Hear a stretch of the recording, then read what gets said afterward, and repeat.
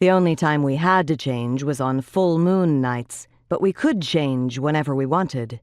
Some did as often as they could, all the time. And the more they did, the less human they became. They went in packs even as people, living together, shape-shifting and hunting together, cutting all ties to the human world. The more they changed, the harder it was not to. Come with me next time. Tomorrow. Full moon's not for another week, I said. I'm trying my damnedest to keep it together. I like being human. He looked away, tapping his fork on the table. You really aren't cut out for this life, you know. I do okay. That was me patting myself on the back for not going stark raving mad these last couple of years, since the attack that changed me, or not getting myself ripped limb from limb by other werewolves who saw a cute young thing like me as easy prey.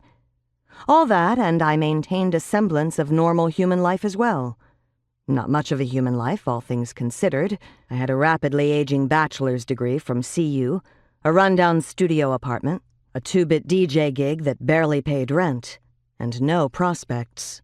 Sometimes running off to the woods and never coming back sounded pretty good. 3 months ago, I missed my mother's birthday party because it fell on the night of the full moon.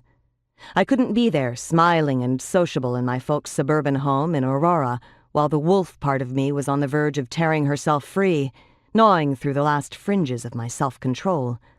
I made some excuse, and Mom said she understood, but it showed so clearly how, in an argument between the two halves, the wolf usually won. Since then, maintaining enthusiasm for the human life had been difficult. Useless, even. I slept through the day, worked nights, and thought more and more about those times I ran in the forest as a wolf, with the rest of the pack surrounding me. I was on the verge of trading one family for the other. I went home, slept, and rolled back to K-Nob toward evening.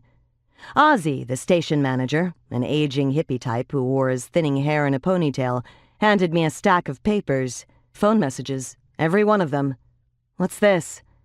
I was gonna ask you the same thing. What the hell happened on your shift last night? We've been getting calls all day. The line was busy all night, and the messages. 6 people claiming to be vampires, 2 say they're werewolves, and 1 wants to know if you can recommend a good exorcist. Really? I said, sorting through the messages. Yeah, really.